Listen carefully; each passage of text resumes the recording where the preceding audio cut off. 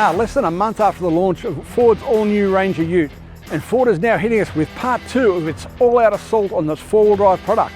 This is the Everest wagon, and when you look at the front of it, you can see it takes its cues from the new Ranger. That blunt, sawn-off front end with its distinctive C-shaped DRLs really says Ford Trucks. But this is the new wagon, 3-row seating, made for the family. Like the Ranger, it comes with a choice of the V6 diesel engine or the inline 4-cylinder diesel, both backed by a 10-speed automatic transmission with a choice of 4x2 or 4x4 drivetrains. Let's have a closer look inside this thing, see what it's like and take it out on the tracks.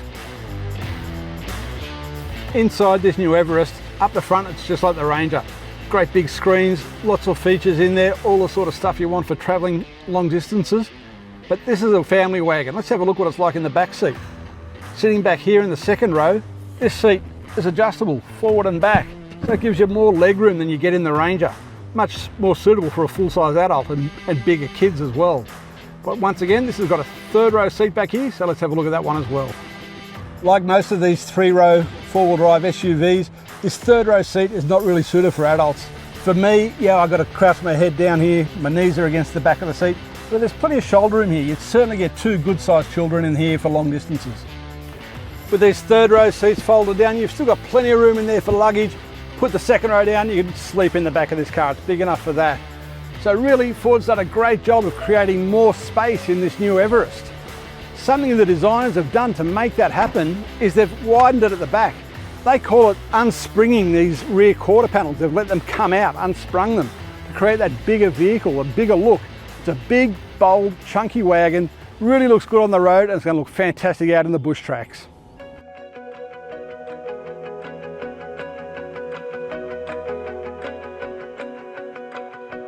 So here we are behind the wheel of the new Ford Everest, and I've got to say it's a pretty nice place to be sitting behind the wheel of. This is the Sport V6 model, and this V6 engine is really the talking point of this new Everest range. It brings a new level of performance and refinement to this category of wagon. It's something we haven't seen in this class at all up until now, and something that's really going to set this category on fire. Vehicles like the Toyota Prado, which is the biggest selling model in this market, and then the Isuzu MU-X, they're both going to be falling by the wayside to the performance and the quiet, smooth refinement of this V6 engine. It is so sweet, and to me, not even so much the performance, but the refinement is worth the extra money for the V6 engine. The inline 4-cylinders, nothing wrong with that, and that's going to do for most people, just for all their everyday family, off-roading, towing, everything you want to do with this sort of car. It'll suit them perfectly, but just the quietness and the refinement bring a new level of luxury to the 7-seat mid-size four-wheel drive market.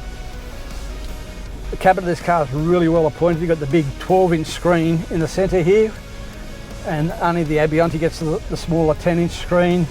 Big screen behind the steering wheel here as well, and all the features you want in a semi-luxury 4x4. This isn't the top of the range Platinum, so it doesn't have the leather steering wheel.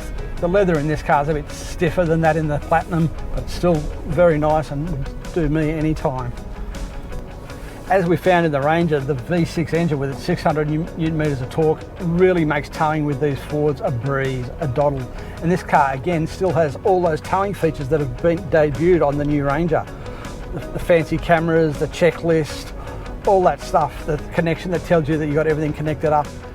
It really makes towing for people that are inexperienced or haven't done a lot of it really simple with that checklist that gets you through all the elements you need to get safely towing. The refinement that's come into this 10-speed transmission now is next level.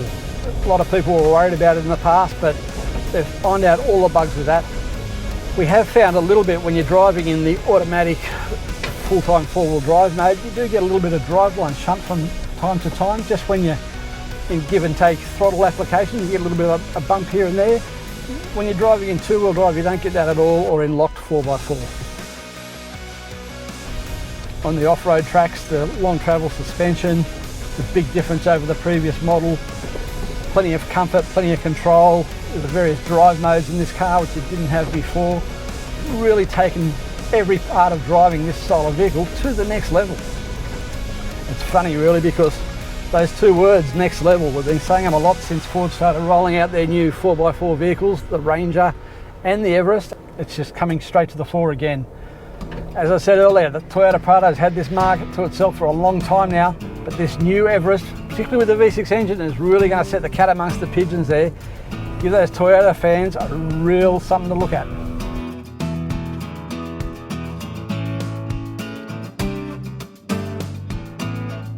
We really can't wait to get these new Everests back on the tracks we know, home in Victoria and up in the high country and maybe a bit further out west.